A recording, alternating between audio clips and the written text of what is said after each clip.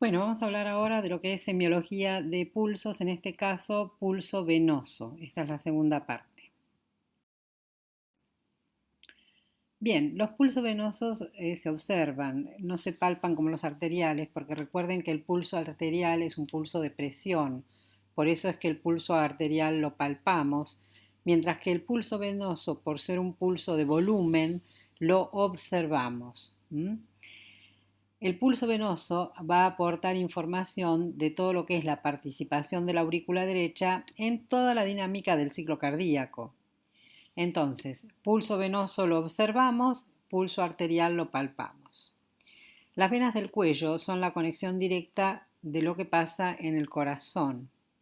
Y lo vamos a ver mejor del lado derecho en general.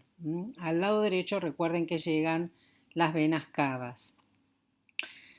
Nosotros lo que vamos a hacer es pedirle al paciente que gire la cabeza hacia el lado izquierdo y observar del lado derecho las venas del cuello.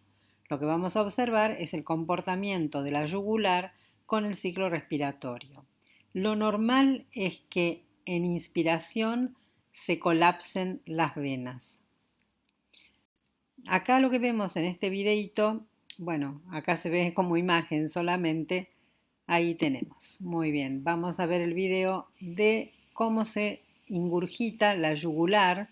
Acá hay una gran ingurgitación yugular, como ustedes ven. Y ven que se transmite esa variación de volumen hacia la superficie del cuello. Bien. Lo que es la presión venosa central la vamos a medir con una maniobra que se llama maniobra de Lewis o Lewis. La maniobra de Lewis que usamos para medir la presión venosa central, al paciente lo tenemos que explorar en decúbito supino, es decir, acostado boca arriba, pero con la cabeza elevada en ángulo más o menos unos 35, 40, 45 grados. Idealmente sería 45 grados. Si yo tuviera al paciente totalmente acostado, la yugular estaría totalmente ingurgitada fisiológicamente. Y si el paciente estuviera totalmente sentado, la yugular estaría colapsada también fisiológicamente. Así que el cuello lo tengo que tener en hiperextensión, lateralizado hacia el lado opuesto al que voy a inspeccionar. Si yo quiero inspeccionar el lado derecho, voy a pedirle que gire la cabeza hacia el lado izquierdo. Si yo comprimo la base del cuello, lo que va a pasar es que voy a ingurgitar mucho la yugular y entonces va a desaparecer el pulso venoso. Esto es porque se impide que se transmita la actividad de la aurícula hacia las venas yugulares. Así que esta es la maniobra de Lewis, como ustedes ven en el ángulo de Lewis, que es la unión del manubrio con el resto del esternón, con el cuerpo, ponemos una regla hacia arriba y perpendicularmente ponemos un lápiz en posición horizontal apuntando a la onda de pulso venoso y medimos cuántos centímetros. Lo normal es que sean menos de 3 centímetros. 3 centímetros de la regla. Si yo lo quiero medir en presión, le voy a sumar 5 y eso me va a dar 8 centímetros de agua. Esa sería la presión. 3 centímetros en la regla, 8 centímetros de agua como máximo para lo que es la presión venosa central.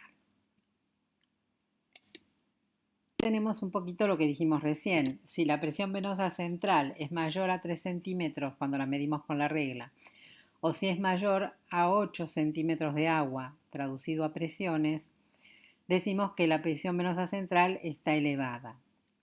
Y además, en condiciones normales, dijimos que las venas yugulares se colapsaban durante la inspiración.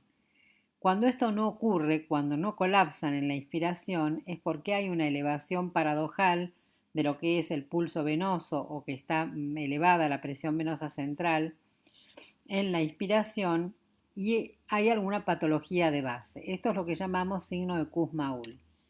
Es decir, cuando tenemos un pulso venoso yugular que no colapsa en la inspiración o un aumento de presión venosa central que no baja en la inspiración, ese es el signo de Kussmaul.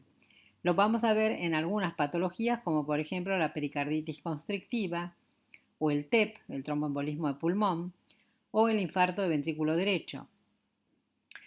Entonces, si nosotros vemos que la presión venosa central es mayor a 3 centímetros medido con la reglita o mayor a 8 centímetros de agua, entonces está elevada. Si además el pulso venoso no colapsa en la inspiración, tenemos el signo de Kussmaul. Recuerden que 1 milímetro de mercurio es aproximadamente 1,36 centímetros de agua. Eso sería el equivalente a 1 milímetro de mercurio. Bueno, después tenemos un test que es el reflujo hepatoyugular, que es un test abdominal, abdomino-yugular, ¿sí? Que también se llama reflujo hepatoyugular, y lo que hacemos es comprimir durante 10 segundos el hipocondrio derecho. Nosotros en el hipocondrio derecho lo que tenemos es el hígado. Esto va a generar un aumento del retorno venoso. Y entonces, mientras nosotros comprimimos, ¿sí? Vamos a observar todas las venas del cuello del paciente y vemos que mientras presionamos firmemente el abdomen durante 10 segundos, aumenta el retorno venoso. Esto lo vemos en la ingurgitación yugular. Esta es una respuesta normal porque la presión venosa central va a aumentar más o menos durante 2 o 3 latidos cardíacos. Después se normaliza porque el corazón acomoda esa reingurgitación. Pero si yo tengo un corazón que ya estaba trabajando a presiones más altas, entonces esa ingurgitación persiste y la presión venosa central aumenta más de 4 centímetros o se mantiene durante más de 10 segundos que dura el test. Este es un signo positivo, en cuyo caso presumimos que hay una elevación de la presión de la aurícula izquierda con una presión mayor a 15 milímetros de mercurio. Bueno, ahí estamos, bien. Acá, la onda A, la onda C, el valle o seno X, la onda B y el valle o seno Y. Muy bien. Ahora sí vamos a ver cuáles son las variaciones del pulso venoso. Y vamos a hablar de estas 4 en particular. En general vamos a tener las ondas A gigantes, ¿sí? Onda A cañón muchas veces, que puede ser permanente o espaciada. Después vamos a tener lo que se llama pulso venoso positivo. Después vamos a tener desaparición de las ondas A, por lo general en la insuficiencia cardíaca o en la fibrilación auricular. Y después múltiples ondas A, que eso es típico muchas veces del flúter o aleteo auricular. Así que vamos a ver un poquito cada una de estas. Bueno, las ondas A gigantes por lo general ocurren en sístoles auriculares derechas muy potentes y surgen como consecuencia a una dificultad o resistencia aumentada al llenado ventricular del lado derecho. Estas las vamos a ver, por supuesto, si tenemos una estenosis tricuspidia o una estenosis pulmonar o cuando hay hipertensión pulmonar. Recuerden que la válvula tricuspidia es la válvula auriculoventricular del lado derecho del corazón que tiene que estar abierta en la diástole para permitir el llenado de la aurícula derecha y en realidad del ventrículo derecho, ¿sí? La sangre que llega a la aurícula derecha para llenar el ventrículo derecho.